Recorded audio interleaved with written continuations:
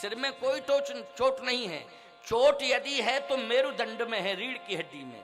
भगवान ने कहा अच्छा अच्छा, तो जहां पर चोट है वहीं उपचार करते हैं।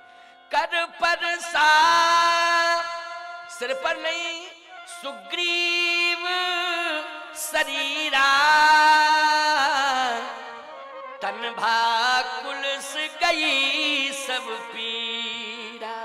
जैसे ही हाथ रखा एक सेकंड में सारी पीड़ा चली गई। भगवान ने कहा कैसा लग रहा है? बोले बहुत बढ़िया। दर्द?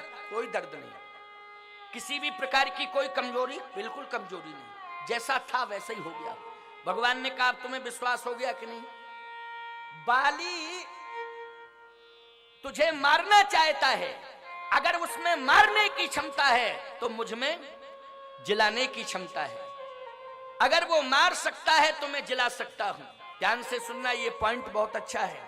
हमारी ओर देखना है नहीं, हमारी ओर देखना, एक एक शब्द पर नजर रखना और सुनना भी ध्यान से। अगर इधर उधर एक आध शब्द हो गया तो भ्रमित हो जाओगे कि महाराज जी क्या सुना रहे थे। अरे उल्टा पुल्टा अगर तुम सुन लोगे तो गलती तुम्हारी ना होगी, इसलिए बिल्कुल मन को एकाग्र करना। भगवान ने कहा कैसा लग रहा है?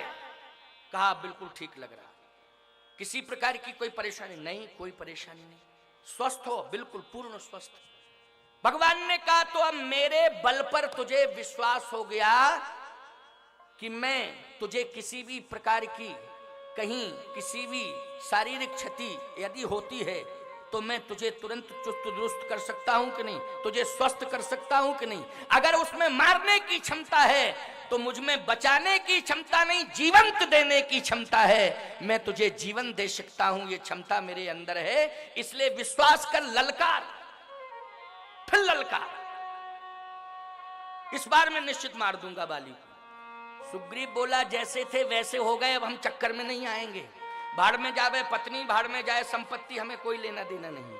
और सरकार झंझट छोड़ो आप, तो हमें पत्नी पत्नी से कोई मतलब नहीं, हमको संपत्ति संपत्ति से कोई लेना देना नहीं है, और आप टेंशन मुक्त हो जाओ।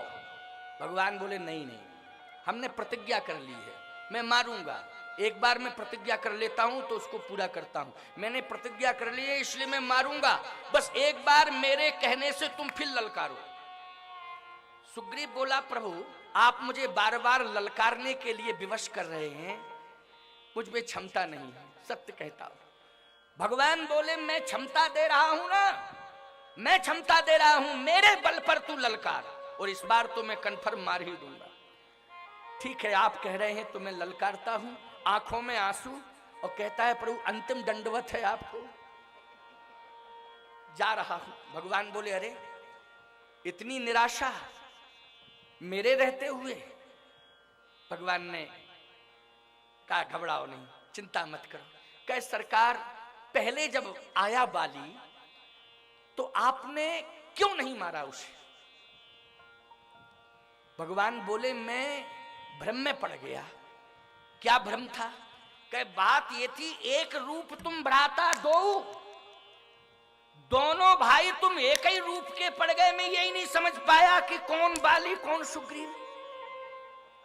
तो कहे सरकार अब रूप तो बदला नहीं, रूप तो एक ही है ना, कि बदल गया रूप? अच्छा पहले जब दोनों भाई सामने आए, युद्ध की स्थिति बनी, तो आप भ्रम में पड़ गए, एक रूप तुम भ्राता दो, तो आप यही नहीं समझ पाए कौन बाली कौन सुग्रीव? भगवान बोले नहीं समझ पाया। सुग्रीव बोला इतना ही अंतर था बाली में और सुग्रीव में, ये समझ लेना चाहिए था कि जो पिट रहा था उसे सुग्रीव समझ लेते, और जो पीट रहा था उसे बाली समझ लेते। भगवान बोले मैं ये नहीं जानता था कि सबसे बड़ा पिटेला है, अगर मैं ये समझता कि संसार का सबसे बड़ा पिटेला तू ही है तो मैं यही भी मान लेता। लेकिन खैर अब चिंता मत कर, अब हम तुझे एक पहचान दे रहे हैं। क्या पहचान? इससे ये पहचान होगी कि तू मेरा है। पहचान क्या है? मेली कंठ सुमन की माला, ये माला तेरे गले में डाल रहा हूं, इससे पहचान होगी कि तू मेरा है। जो माला पहने होते हैं गले में, भगवान कहते हैं मैं समझ लेता हूं ये मेरे हैं। अच्छा कितने लोगों के गले में माला है जल्दी बताओ? 50 से भी कम है, 50 से भी कम है। उठाए तो हैं हाथ हमारे गले में माला माला माला, माल सब रखना चाहते हैं, माला नहीं। सावधान, संकोच मत किया करो।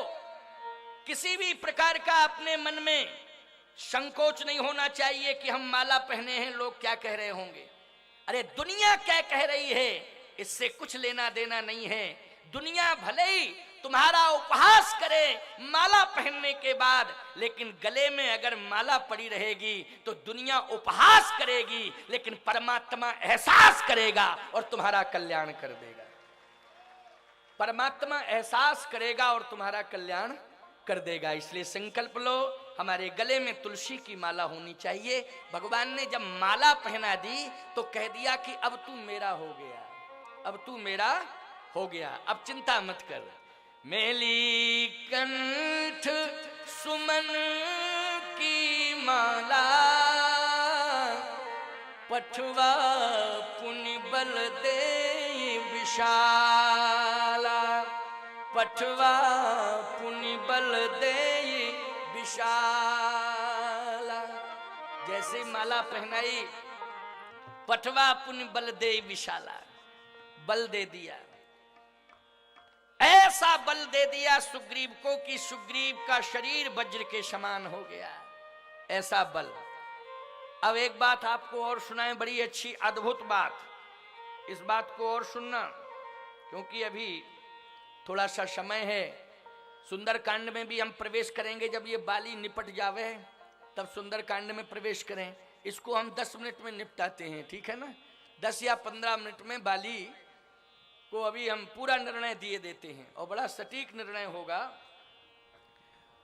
और बड़ा सुंदर निर्णय। बोलिए संत भगवान की, श्री सीताराम जी महाराज की, भक्तवत्सल भगवान की जय। जय सीताराम, जय जय सीताराम। संतों का दर्शन बड़ा ही अद्भुत दृश्य है। संत महापुरुष आते जा रहे हैं, दर्शन दे रहे हैं, भगवान की बहुत बड़ी कृपा। तो आए श्रवण करें, सुने।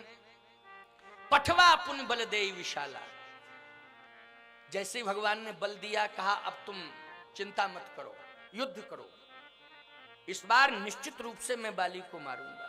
कहे सरकार अब मैं जा रहा हूं आपको प्रणाम करके। और जैसे भगवान को प्रणाम करके आगे बढ़ा, सुग्रीव ने ललकारा और मूड में आ गया कि इस बार या तो मरूंगा या फिर बाली को मारूंगा। ये प्रतिज्ञा उसने भी कर ली। और जैसे ही बाली को ललकारा और बाली आता है, पुनि नाना विधि, पुनि मानी दोबारा, दोबारा युद्ध हुआ। पुनि नाना विधि भई लड़ाई, ओ बिटप ओट देखई रघुराई। भगवान वृक्ष की ओट से देख रहे हैं, नाना विधि, नाना प्रकार की विधियों का। सीधी सी बात, दाव पेंच जितने बाली के पास थे वो सारे दाव पेंच बाली ने दिखाए। सुग्रीव के पास जितने दाव पेंच थे वो सारे दाव पेंच सुग्रीव ने दिखाए, और अपने अपने दाव पेंच दिखा रहे हैं, युद्ध कर रहे हैं। पुनि नाना विधि भई लड़ाई, ओ बिटप ओट देखी रघुराई। भगवान वृक्ष की ओर से देख रहे हैं। क्या संकेत मिला? आप सबने किस कथा से क्या सीखा, क्या समझा?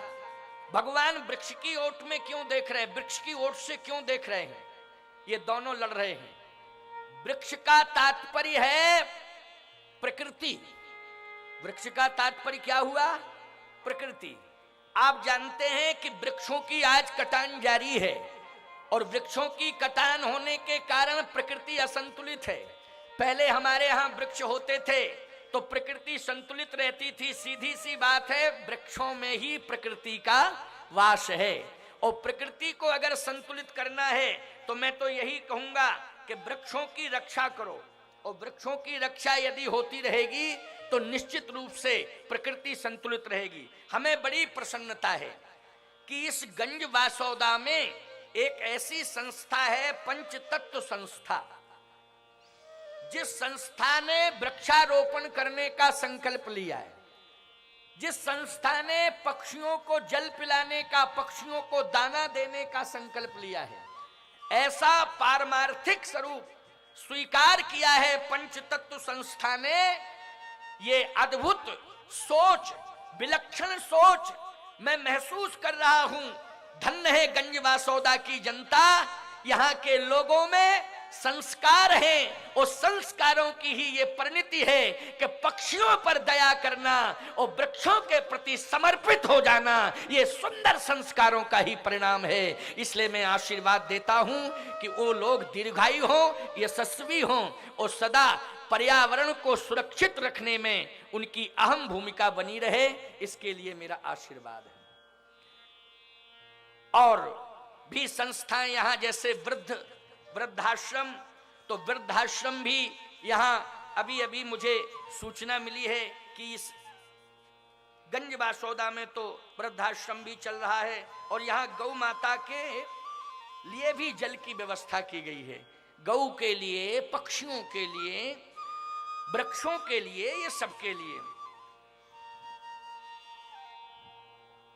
अभी अभी मुझे एक सूचना और मिली कि यहां का मुस्लिम समाज,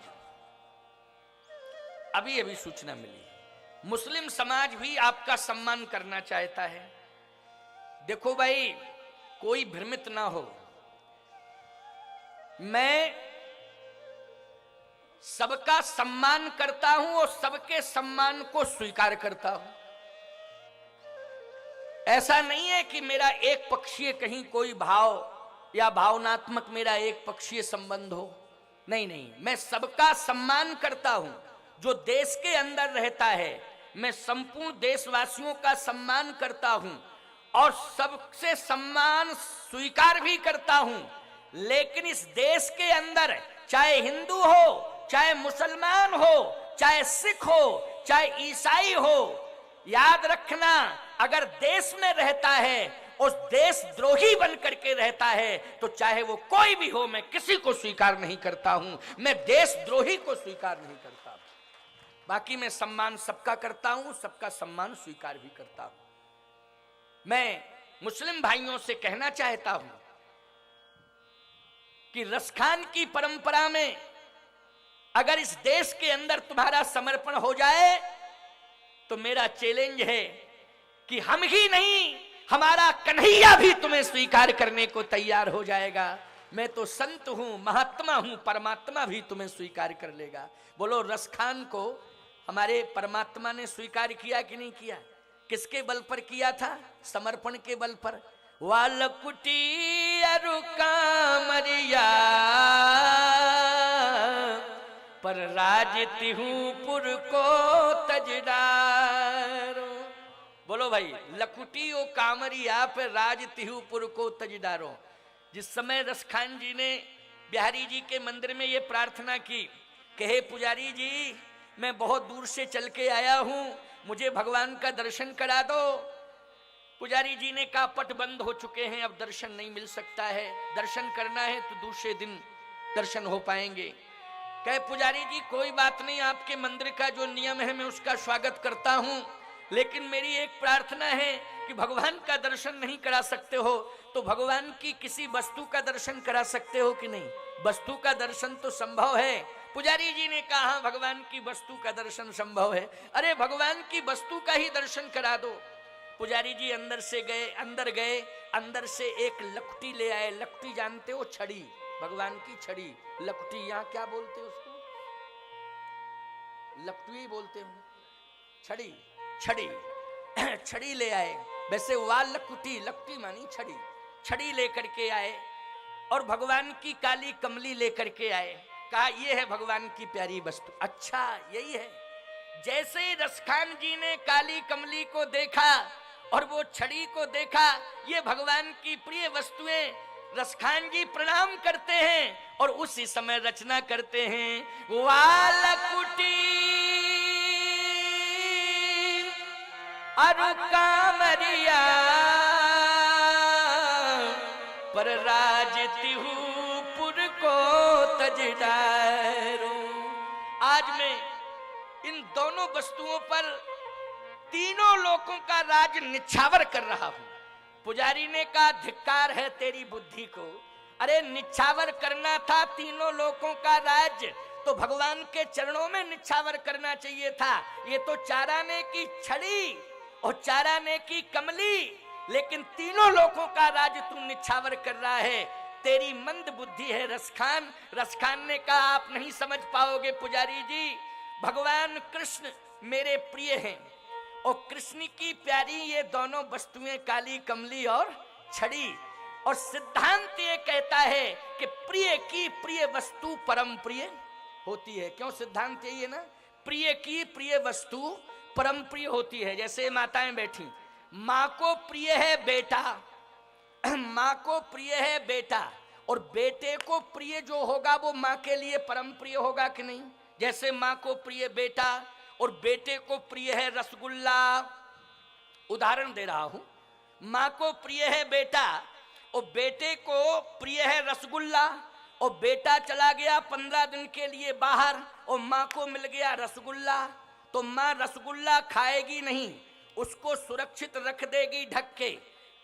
माँ को ये पता है कि 15 दिन बाद बेटा लौटेगा, रसगुल्ले की कंडीशन क्या होगी 15 दिन में, बोलो भाई। लेकिन उस रसगुल्ले को खाएगी नहीं, बेटे का प्रिय मिष्ठान रसगुल्ला है, उसको सुरक्षित रख देगी, इंतजार करेगी।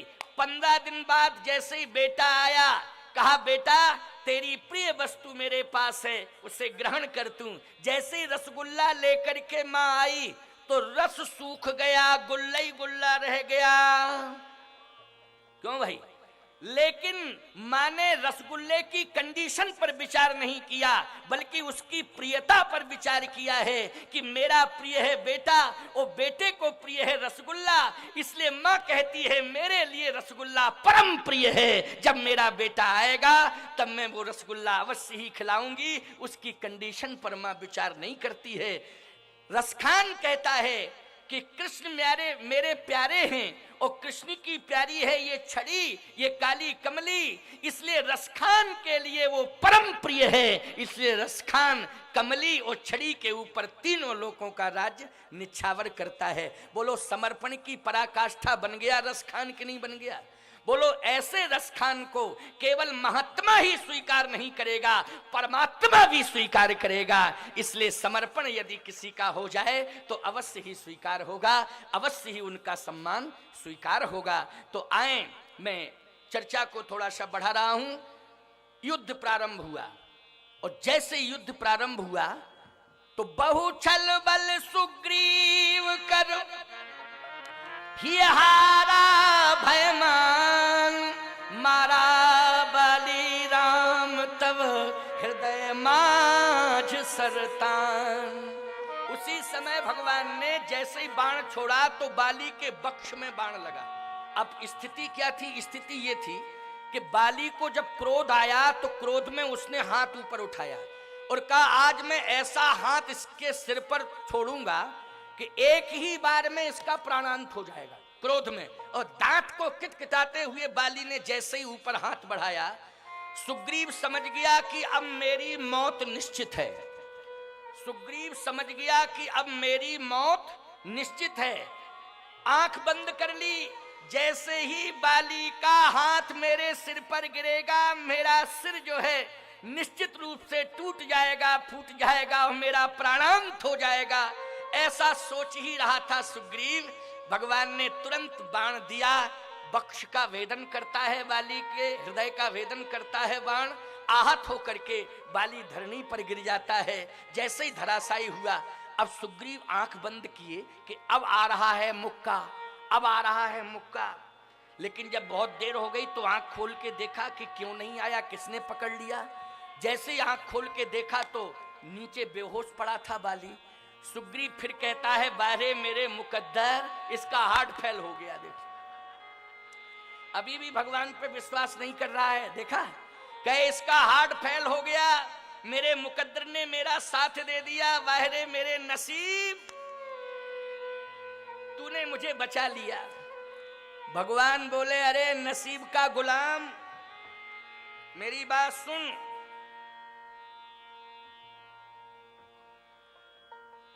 मेरी बात सुन, देख इसके हृदय में क्या लगा हुआ है। इसके हृदय में बाण लगा है। ये बाण किसका है? मेरी तुणीर से निकला हुआ ये बाण है, पहचान है मेरे बाण की। ये बाण ने ही इसको आहत किया है। सुग्रीव बोला, प्रभु आपका बाण तो मुझे दिखाई दे रहा है, लेकिन मेरी एक प्रार्थना है। क्या? आप समीप में आ जाए। भगवान बोले, क्या लेना देना समीप से, तू मेरे पास आ जा। चल, अब 4:45 बज गया है, सुंदर कांड होना है, आगे बढ़। ये तो मर ही जाएगा, अगर इसके चक्कर में पड़ेंगे तो 10 मिनट और ले लेगा ये, इसलिए आगे बढ़।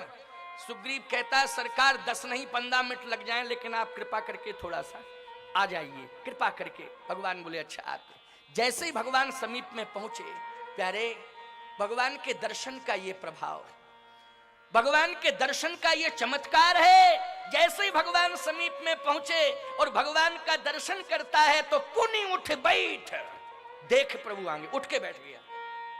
जैसे उठ के बैठा, सुग्रीव बोला, खतरा फिर बढ़ गया। ये तो उठ के बैठ गया, मरा नहीं था। भगवान बोले, मुझे तूने बुला लिया, मेरे आने से ये खतरा बढ़ा। मेरे आने का यही प्रभाव है कि जो मुझे देख लेता है उसमें चैतन्यता आ जाती है। अरे मैं समीप में पहुंच जाऊं, अगर मुर्दा भी पड़ा है और मेरा शब्द उसके कान में पहुंच जाता, मृतक जियावन गिरा सुहाई, उसमें प्राण आ जाते हैं। ये तेरी गलती है कि तूने मुझे बुला लिया। सुग्रीव बोला, अब कुछ नहीं बिगड़ा, अब मार दो। भगवान बोले, नहीं नहीं, एक बार मैंने प्रयोग कर लिया, अब दोबारा नहीं। बाली कहता है, मेरी प्रार्थना सुन लीजिए। सुग्रीव कहता है, इसकी कुछ नहीं सुनना, मेरी सुनो, इसको मार दो। बाली ने कहा, खबरदार, हे प्रभु अब मेरी प्रार्थना सुनो। मुझ में कौन सा दोष देखा आपने और सुग्रीव में कौन सा गुण देखा आपने, जो सुग्रीव के गुण से प्रभावित होकर के आपने मित्र मान लिया इसे, और कौन सा मुझ में दोष देखा जो मुझे शत्रु मान लिया। बस 2 मिनट में आप मुझे संतुष्ट कर दीजिए। और मुझे जिंदा नहीं रहना है, मरने की इच्छा है, मैं मरना ही चाहता हूं, लेकिन मुझे इतना संतुष्ट कर दीजिए कि कौन सा गुण था जिस गुण से प्रभावित होकर के आपने मित्र बना लिया, कौन सा मुझ में दोष है जिस दोष के कारण मुझे शत्रु मान लिया। मैं बैरी सुग्रीव प्यारा, और कारण कवन नाथ मुहि मारा। ये पर्चियां बार बार मत दो। मैंने एक बार घोषणा कर दी है कि जो भी व्यवस्थाएं हैं मैं स्वीकार करता हूं सबका, लेकिन मैं प्रसंग को पूरा करूंगा। सबका सम्मान बाद में ही होगा। जब मैंने लाइव से कह दिया है, प्रसारण कर दिया अपनी वाणी का कि मैं सम्मान स्वीकार करूंगा, और जो भी बाद में व्यवस्थाएं होंगी मैं सबकी व्यवस्थाओं को स्वीकार करूंगा, लेकिन अभी मुझे कथा कहना है, मैं कथा कहूंगा। कथा जब तक पूरी नहीं हो जाएगी तब तक मैं मंच की किसी भी व्यवस्था को स्वीकार नहीं करूंगा। इसलिए मेरी आज्ञा का पालन किया जाए। हाँ, और आप बार बार कोई पर्चियां नहीं देंगे। हाँ, तो चर्चा कहाँ चल रही थी? हाँ, ठीक ठीक ठीक। मैं बैरी सुग्रीव प्यारा, अब गुण कवन नाथ मुहि मारा। कौन सा अवगुण है आप ये मुझे बता दीजिए, मैं अपने अवगुणों को समझ तो लूं कम से कम। भगवान ने कहा, अनुज बधू भगनी सुत नारी, और सुन सठिए कन्या समचारी, इन्हीं कुदृष्टि बिलोकत जोई, और ताहे बधे कछु पाप न होई। तेरे अंदर इतने बड़े अपराध हुए, इतने बड़े दोष हैं तेरे अंदर कि इतने दोष तो रावण में भी नहीं है जितने बाली तुझ में है। बाली बोला, कैसे? भगवान ने कहा, सुन, अनुज बधू भगनी सुत नारी, सुन सठिए कन्या समचारी, ये कन्या के समान ही नहीं बल्कि इसमें कन्या भी जुड़ी हुई है। 4 हैं कंप्लीट, इसमें 4 हैं। 2 सेकंड में इसका निराकरण किए देता हूं। भगवान ने कहा सुग्रीव अब तू भी सुन ले इसके दोषों को। बाली सामने पूछ रहा है इसलिए मैं बता रहा हूं, दुनिया भी सुन ले, सारा संसार समझ ले, और आज मैं शंका का समाधान किए देता हूं। सुन बाली, अनुज वधू, अनुज वधू मानी सुग्रीव की पत्नी। बोल कहां है सुग्रीव की पत्नी? सुग्रीव के पास है कि तेरे पास है? इससे सिद्ध होता है कि अनुज वधू के प्रति तेरा दृष्टिकोण अच्छा नहीं है। नंबर 1 दोषी तू। भगिनी बहन, बहन के प्रति भी तेरा दृष्टिकोण अच्छा नहीं है। सुत नारी, पुत्र वधू के प्रति भी तेरा दृष्टिकोण अच्छा नहीं है। सुन सटिए कन्या, कन्या के प्रति भी तेरा दृष्टिकोण अच्छा नहीं है। बाली बोला आप क्लियर करो, हम समझ नहीं रहे हैं। भगवान बोले तू तो समझ रहा है लेकिन दुनिया नहीं समझ रही है। आज मैं दुनिया को समझा देता हूं। तूने सुग्रीव की पत्नी को छीना बंदी बनाया कि नहीं बनाया? तेरा दृष्टिकोण अच्छा नहीं है। और भगनी, सुत नारी और कन्या, कन्या का उल्लेख मिलता है श्रीमद् भागवत में। वर्णन आता है कि राजा बलि की कन्या का नाम है रत्नमाला। क्यों भाई? राम मनोहर दास जी के और कुछ नाम तो नहीं है? रत्नमाला, रत्नमाला ये कन्या के रूप में है। अच्छा बोलो भाई, कन्या की आयु निर्धारित होती है कि नहीं होती है? कन्या की आयु निर्धारित होती है। इसके बाद फिर उसे हम कुमारी तो कह सकते हैं, लेकिन कन्या अवस्था निकलने के बाद वो कुमारी तो होती है। जब तक उसका विवाह नहीं है तब तक वो कुमारी है। विवाह के बाद वो नारी हो जाती है, और नारी के बाद जब वह वंश वृद्धि कर देती है तो महतारी हो जाती है। क्यों भाई? यही नारी का स्वरूप है समाज में कि नहीं? जन्म लेती है तो कन्या है, इसके बाद फिर वो कुमारी है, और जिस समय पाणी ग्रहण हो जाता है तो वो नारी हो जाती है, और नारी के बाद जब पुत्रों को जन्म दे देती है तो फिर वो महतारी का स्वरूप धारण कर लेती है। इस तरह से क्रमशः नारी का सम्मान है और नारी का स्वरूप है।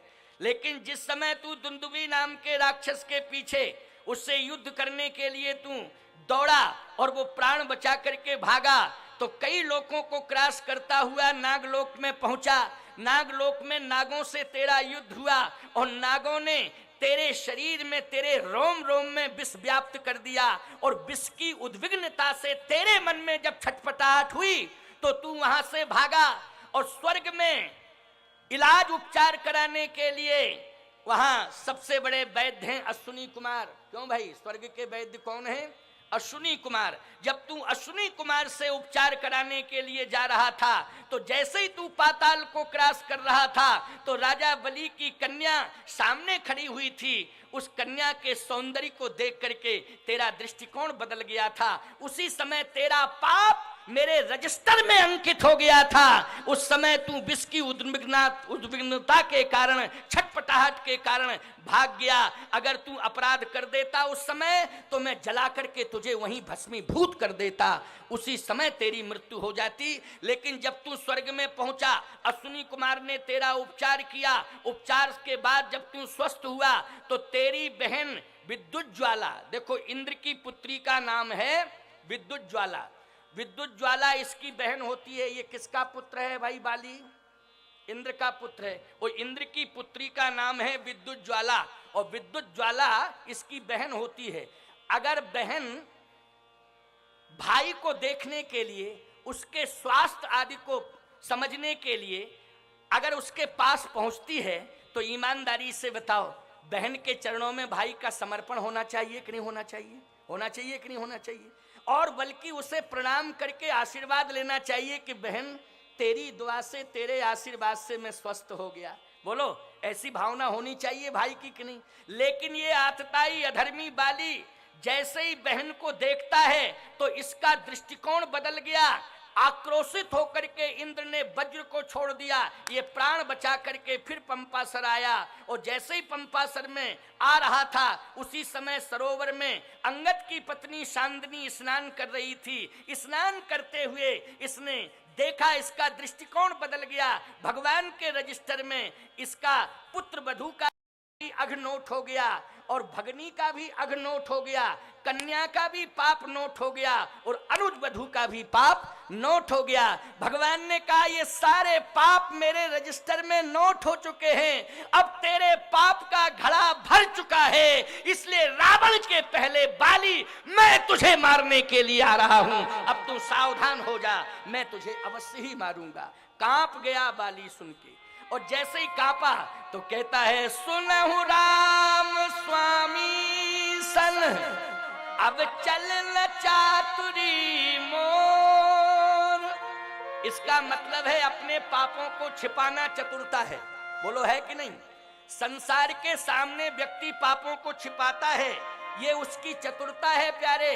लेकिन सावधानी से सुन लेना, तुम चार दीवारी के अंदर पाप कर रहे हो, तुम दुनिया की आंखों में धूल झोंक करके पाप कर रहे हो, तुम प्रभावशाली हो, तुम जुर्रत वाले हो, तुम बाहुबली हो, तुम्हारे पापों को कोई चैलेंज नहीं कर पा रहा है, तो तुम मनमुखीपन से अनाचार अत्याचार पाप कर रहे हो। और कहते हो अगर किसी में हिम्मत हो तो मुझसे कह के देखे अथवा कोई मेरे पाप देख के बतावे। सावधान, खबरदार। अरे दुनिया से तुम पाप छिपा सकते हो, लेकिन दुनिया बनाने वाला तुम्हारा हर पल का पाप देख रहा है, इसलिए उससे कभी तुम छुटकारा नहीं पाओगे, वो तुम्हें माफ नहीं करेगा। और एक बात मैं और कह देना चाहता हूं, कान खोल करके सुन लो। कल मुख्यमंत्री जी ने कहा था कि राजनेता को चाहिए कि स्वच्छ नेतृत्व दे, भ्रष्टाचार से मुक्त प्रदेश होना चाहिए, भ्रष्टाचार से मुक्त देश होना चाहिए। मैं भी इस बात की घोषणा करता हूं कि चाहे प्रदेश का संचालन हो और चाहे देश का संचालन हो, भ्रष्टाचार मुक्त होना चाहिए। लेकिन अगर कोई नेता जनता से छिपा के अथवा अपने प्रभाव में दबा के पब्लिक की आंखों में धूल झोंक के यदि भ्रष्टाचार करता है, तो मैं दावे के साथ आज चैलेंज करना चाहता हूं, मेरी बात मीडिया बता दे, अखबार प्रपत्रों के माध्यम से मेरी सूचना पहुंच जानी चाहिए, हर क्षेत्र में हर वर्ग में पहुंचना चाहिए। और इस दूरदर्शन के माध्यम से, साधना चैनल के माध्यम से हमारी बात पूरा विश्व सुन रहा होगा। आज मैं क्लियर कहता हूं, घुन किसको खोखला करता है? गेहूं को। बोलो करता है कि नहीं? अथवा जिस लकड़ी में घुन लग जाए उसे खोखला कर देगा, जिस अन्न में घुन लग जाए उसे खोखला कर देगा, गेहूं में घुन लग जाए उसे खोखला कर देगा। तो घुन का काम है अन्न को खोखला करना, किसी भी वस्तु को खोखला करना। एक दिन की बात है कि गेहूं में घुन लगा था, गेहूं को खोखला कर रहा था, वही गेहूं चक्की पर पहुंच गया और जैसे ही चक्की चलाने वाला उस गेहूं को डालने लगा चक्की में, तो घुन चिल्लाया, रुको रुको रुको रुको, पहले ये बताओ तुम घुन को पीसते हो कि गेहूं को? उसने कहा हम गेहूं को पीसते हैं। तो बोला हमें निकालो, हम अंदर हैं, हमको निकालो। उसने पीसने वाले ने कहा नहीं नहीं नहीं, हम गेहूं को भी पीसेंगे और घुन को भी पीसेंगे। तो घुन ने कहा हमारी क्या गलती है जो हमें पीस रहे हो? पीसने वाले ने कहा घुन तेरी यही गलती है कि तूने गेहूं को खोखला करने का प्रयास किया है, तूने गेहूं को खोखला करने का प्रयास किया है, तेरी सबसे बड़ी गलती यही है, इसलिए मैं तुझे आज पीस रहा हूं। याद रखना, जो नेता भ्रष्टाचार के नाम पर देश को खोखला करने का प्रयास कर रहे हो, वो भले ही यहां बच जाएं, लेकिन परमात्मा की चक्की में अवश्य पीसे जाएंगे। उन्हें कोई माई का लाल नहीं बचा सकता है, एक दिन वो अवश्य पीसेंगे। इसलिए डरो और ईमानदारी से निष्ठा पूर्वक संचालन करो, नेतृत्व दो, स्वच्छ नेतृत्व दो। स्वच्छ नेतृत्व देने वालों के लिए मेरा हृदय से आशीर्वाद है, और एक बार नहीं बार बार आशीर्वाद है, सदैव आशीर्वाद है जो स्वच्छ नेतृत्व देते हो। इसलिए आज भगवान ने कहा मैं तुझे मारने के लिए आ गया हूं, सावधान। बाली ने कहा मैं मरने के लिए तैयार हूं, मैं मरने के लिए तैयार हूं, लेकिन रघुनंदन मैंने ये सुना है क्या, सन्मुख हो जीव मोहि जबहि तो जन्म कोटि अघना सही तबही। अगर आपके सामने करोड़ों अपराध करने वाला अपराधी आ जाए, आपका दर्शन कर ले, तो उसके अपराध, उसके अघ समाप्त होते हैं कि नहीं? भगवान ने कहा तूने अपनी भूल को स्वीकार कर लिया? उसने कहा हाँ मैंने अपनी भूल को स्वीकार कर लिया। भगवान ने कहा दोहराओगे तो नहीं? कहे सरकार जिंदगी में कभी नहीं दोहराऊंगा। भगवान ने कहा तो अचल करहु तन राखऊं प्राण, अब मैं तुम्हें मारूंगा नहीं, मैं अभयदान दे रहा हूं। क्योंकि जो जीव अपराध करने के बाद अपराध को स्वीकार कर लेता है और पुनरावृत्ति नहीं करता है तो मैं उसे क्षमा कर देता हूं। तू बलवान है, हमारे देश का रहने वाला बलवान है, आज मैं तुझे क्षमा करता हूं। सुग्रीव बोला हमारा क्या होगा? आप तो चले जाओगे अयोध्या, हम तो यहीं रहेंगे, मरेंगे हम ही, क्योंकि ये हमको छोड़ेगा नहीं, यही कहेगा राम जी को बुलाने का सुनियोजित षड्यंत्र था, मुझे निश्चित रूप से दुनिया से अलग करना था, तभी तुमने राम को बुलाया। इसलिए हे प्रभु या तो इसे मारो या मुझे मारो, दो में से किसी को मारो। बाली ने कहा खबरदार सुग्रीव तेरी हल्की सोच है, मैं जिंदा नहीं रहना चाहता हूं। परमात्मा का दर्शन करने के बाद अब दुनिया का दर्शन करने की इच्छा ही नहीं हो रही है। ईश्वर का दर्शन हो गया, सब कुछ मुझे प्राप्त हो गया, अब दुनिया में नहीं रहना चाहता हूं, न दुनिया को देखना चाहता हूं, अब तो मैं दुनिया से जाना चाहता हूं। हे रघुनंदन मुझे जाने दो। भगवान ने कहा तुम्हारी अंतिम इच्छा क्या है? सुग्रीव ने कहा प्रभु अंतिम इच्छा अभी भी पूछ रहे हो? भगवान ने कहा मैं पूछूंगा अंतिम इच्छा क्या है। क्योंकि जो मरता है व्यक्ति, जज भी उसकी अंतिम इच्छा पूछता है। जैसे किसी को फांसी की सजा सुनावे तो जज ईमानदारी से बताओ उसकी अंतिम इच्छा पूछता कि नहीं पूछता? बोलो जल्दी कि तुम्हारी अंतिम इच्छा क्या है। तो मरने वाले की अंतिम इच्छा को जज भी पूछता है, और मैं इसे मार रहा हूं तो निश्चित रूप से इसकी अंतिम इच्छा तो पूछ ही लूं क्या है। एक बार एक अदालत में जज साहब ने कहा तुम्हें फांसी की सजा है लेकिन तुम मरने जा रहे हो, तुम्हारी अंतिम इच्छा क्या है? अंतिम इच्छा जो हो हम उसको पूरा करेंगे, जल्दी बोलो, क्योंकि तुम्हारी फांसी की सजा थोड़ी देर बाद तुम्हें फांसी लगेगी, तुम मरोगे, अंतिम इच्छा क्या है तुम्हारी? उसने कहा अपराधी ने सरकार जज साहब आप हमारी अंतिम इच्छा की पूर्ति करोगे? क्यों नहीं करूंगा, जल्दी बोलो तुम्हारी अंतिम इच्छा क्या है? उस अपराधी ने कहा मेरी अंतिम इच्छा यही है कि मेरे बदले आपको फांसी लग जाए, मेरी यही अंतिम इच्छा है। अब बोलो भाई इस तरह की अंतिम इच्छाओं की पूर्ति की जा सकती है क्या? लेकिन देखें आप गजब की बात है, बहुत सुंदर बात। भगवान ने कहा तुम्हारी जो अंतिम इच्छा होगी उसकी मैं पूर्ति करूंगा। क्या है अंतिम इच्छा? रोते हुए बाली ने कहा सरकार दुनिया ये समझ रही है कि सुग्रीव में और बाली में बहुत दूरियां हैं, बहुत बड़े मतभेद हैं। आज मैं दुनिया वालों को ये बता देना चाहता हूं भाई भाई होता है, भाई से दूरियां बनाने में कोई लाभ नहीं है, भाई से दूरियां बनाने में कोई हित नहीं है। इसलिए भाई भाई एक होकर के रहें। मेरी प्रार्थना है कि आज मुझसे दूर है मेरा भाई सुग्रीव, मेरी अंतिम इच्छा है कि मरने के पहले मैं अपने भाई सुग्रीव को हृदय से लगा लूं और भाई को हृदय से लगाने के बाद फिर महाप्रयाण करूं, ये मेरी अंतिम इच्छा है। बस यही मेरी अंतिम इच्छा की पूर्ति करवा दीजिए। भगवान ने कहा ये तो बहुत सरल बात है, सुग्रीव आगे आ जा, अपने भाई से मिल जा, जा मेरी आज्ञा है। कहता है सरकार मरते समय दूर ही से राम राम करवा दो, पास में मत भेजो, हम जानते हैं हृदय से लगाएगा और ऐसा मसक देगा कि हम मरेंगे वह मरेगा, दोनों मरेंगे। इसलिए मेरी प्रार्थना है आपसे कि आप दूर से ही राम राम, हम प्रणाम कर रहे हैं, दंडवत कर रहे हैं और जाने दो इसको। भगवान बोले मैं यहां खड़ा हूं फिर भी तू विश्वास नहीं कर रहा है। अरे मेरी वाणी पर तो तुझे विश्वास करना चाहिए, मैं कह रहा हूं जाओ, मेरा आदेश है कि अपने भाई के हृदय से लग जाओ। कहता है ठीक है आप कह रहे हैं तो मैं जाता हूं।